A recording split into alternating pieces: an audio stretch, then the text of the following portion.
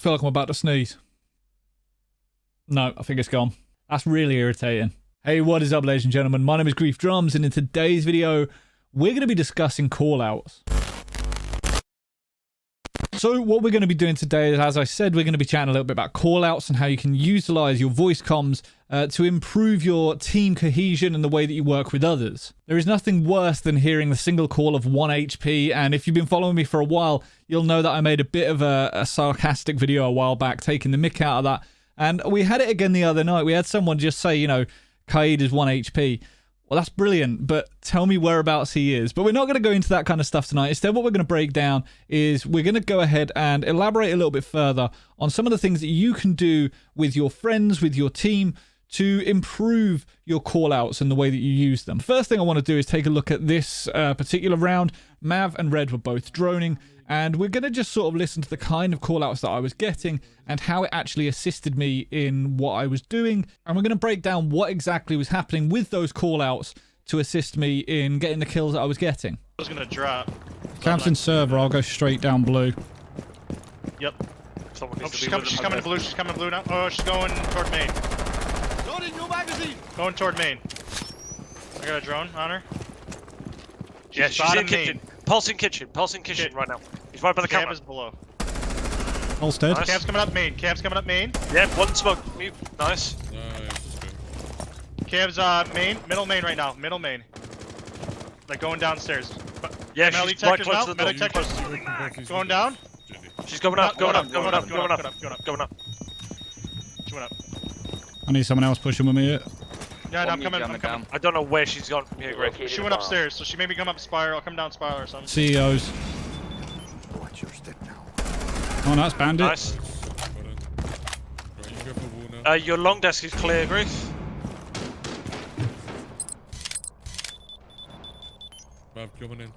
Stock. Yeah, hold on. No one's front desk. Grief on right here. On ping. Long desk. Double door. Long desk, double. Yeah, she's Pushing pushing you, me. Griff. Pushing. Oh, she's got me.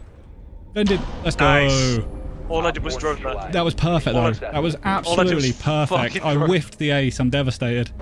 So throughout this round, you can obviously see that I was very, very fortunate to have 2 people droning for me while the other 2 members of the team were going about doing whatever they needed to do, whether that was getting the main wall open or applying pressure through the skylight stairwell. As Jackal, I was going in, and not only did I have the footprints to be able to scan people with, but I also had 2 drones zipping around the map at any one point just ahead of me to be able to tell me what was coming up in the next room that I was going to. What we're going to do is we're going to take individual moments of that round, and we're going to analyze the call out that was given, what that meant, and how it affected the way that I could play in that specific situation.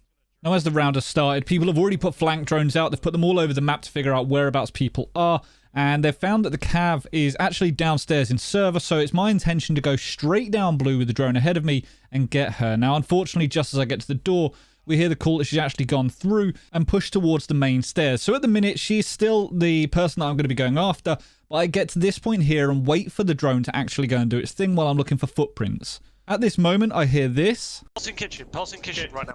And you'll notice that not only did Mav tell me that Pulse is in kitchen, he called it twice to make sure that information got through. Now you'll see that I don't actually peek it straight away and sort of hold this off angle. Now the intention for that is that I don't know where in kitchen Pulse is, so I'm waiting for the second load of information to come through from Mav, which then he gives to me here. He's right by the camera. Which then tells me everything I need to know about it so I can peek and aggressively get that kill on the Pulse. From there, I want to continue my roam game to try and figure out where this cav is, so I continue to push through open, and the drone wasn't quite far enough ahead of me, but luckily my weapon is ready due to cav being called on middle main, which means she's in the middle of the main stairs. Now, I got pretty lucky with the mute, but I was ready for the cav. So once the mute was out of the way with, I've also got to listen to all of the different callouts that were going on. Now, as I say, I was being told that Cav was initially going down the main stairs, and then she was sitting on middle main, and all of these different callouts are all one set of stairs. Now, very often you will hear players that are a little bit less experienced say, Cav's on stairs. Well, that doesn't really benefit me because she could be on the spiral stairs near the front. She could be on the skylight stairs near the back that I've just come from. She could be on the main stairs going up, going down. There are so many different stairs in the game. There's so many different areas to those stairs. To try and narrow it down can be a big help for your team. So if you watch the Pro League, you will pick up naturally a lot of the callouts that are made from that. And, you know, just because a room has the compass name on it of Armory Lockers, that doesn't mean that that's the only callout you can give. There are so many different callouts for one room on the map border. And let's just take a quick look at that map. So this right here is the blueprints for border.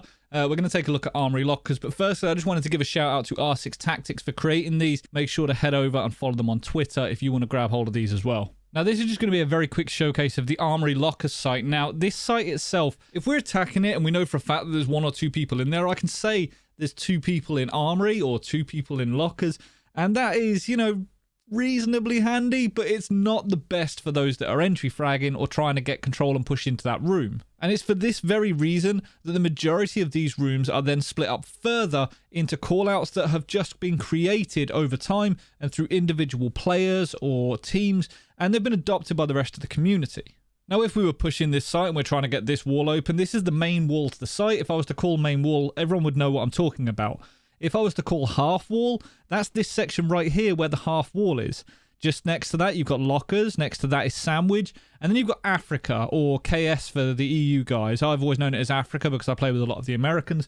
But you understand the point. It's narrowing down individual sections of that room. If I say to someone that there is a smoke in Sandwich, that sounds like the most ridiculous load of garbage ever, but because I play with this team so frequently and because I play with players that watch Pro League and understand the callouts as they're given, this can be hugely beneficial. Instead of them bursting into the room and just trying to guess where that person is, they know exactly where in the room that person is. Now, I believe Kickstar has gone away and has been working with a few other members of the community to try and actually come up with a guide that showcases each of these individual areas and spots on each map and each site. But until that sort of exists, the only way to get around this would be to either watch Pro League and pick up the calls from the casters, or alternatively watch your favorite streamers, content creators and stuff like that, and listen to what they're doing, listen to the words and the callouts they're giving, rather than just watching for the incredible gameplay. I guess the point of all of this that I want you to take away is that even if you don't know the individual callouts, there's nothing stopping you from going away and learning or developing your own. Very often at the end of streams, following a game, like we played one not so long ago in which we were here on Cafe, sorry. And after the round, there was a bit of confusion as to where exactly someone was. Now, this area here is the kitchen service. This area in here is the kitchen cooking. If someone calls bandits in the kitchen and you're on attack, that doesn't benefit you at all. So going into the map with your team and breaking down individual areas can definitely help you. Now, what we did is we took the time to come over and say, you know what? This area has got coffee machines in it. This is coffee. If they're sitting down in this area of the kitchen service, they're in coffee. That person that's sitting here then can get grenaded over the top because the attacking team know exactly where that person is. If he's not in coffee, he could be in freezer. If he's not in freezer, he could be playing behind the B-bomb. Or alternatively, he could be playing by dishes. Now, this is called dishes because guess what? There's a load of dishes here.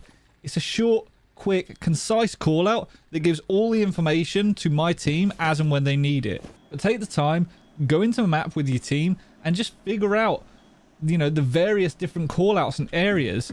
Bins. If someone's playing near bins, they're here. This is exactly where they are. Trash. Call it whatever you want, depending on where you're from.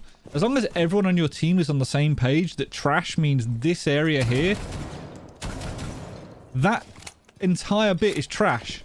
It takes about 30 seconds at the end of the night to just jump onto a new map, a new site, just pick a room, and you and your mates just say, you know what, we're going to call this, and we're going to call this, whatever.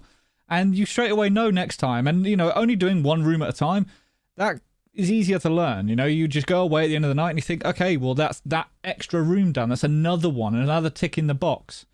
Back to the round at hand, I was still chasing down the Cav at this point on main stairs, and the lads had called that she was going up, and as I get to the top of the main stairs, I discover that there are a load of footprints here, which I kind of expect Cav's secret step or silent step, whatever it's called, has worn off, only to find that there is a bandit there.